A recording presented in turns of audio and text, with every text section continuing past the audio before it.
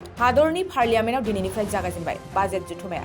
दिनै पार्लियामेन्टआव बाजेट जथुमानि सिगां हादरगिरि द्रौपदी मुर्मुआ गावनि बेसेन गोसा बिबुंथिखौ लाखियो।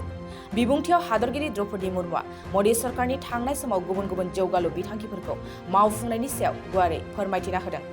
पार्लियामेन्टनि सदनाव गासैबो राजखान्थि दोलोनि सोद्रोमाफोरा बाहागो लानाय समाव हादरगिरिया गावनि बिबुंथियाव माखासे गोनां बाथ्राफोरखौ बुंथियो।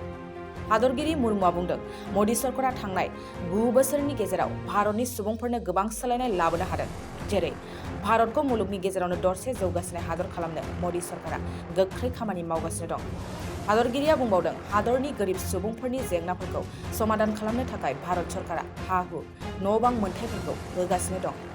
बेनि अनगायैबो हादरनि आइजोफोरनि रैखाथि आरो जौगाथायनि फारसेबो सरकारा थांनाय बोसोरफोराव गोनां नोजोरजों खामानि मावबोदों होननानै बुङो। मख'नो गोनांदि दिनैनिफ्राय पार्लियामेन्टआव जागायजेननाय बाजेट जथुमानि सिगांनो हादरगिरि द्रौपदी मुर्मुआ मोदी सरकारनि बेसेन नाङै माइरं राननानै होनाय, गेना गान्थि उदां खालामनाय, सोलोंथाइनि फारसे गोदान सोलोंथाइ खान्थि आजावनाय बायदि बिथांखिफोरखौ बाख्नायदों आरो फैबाय थानाय बोसोरफ्राव भारतनि रांखान्थि हालोदा गोख्रोंसिन जानो हागोनखौ गावनि बिबुंथियाव फोरमायनानै मिजिंथियो।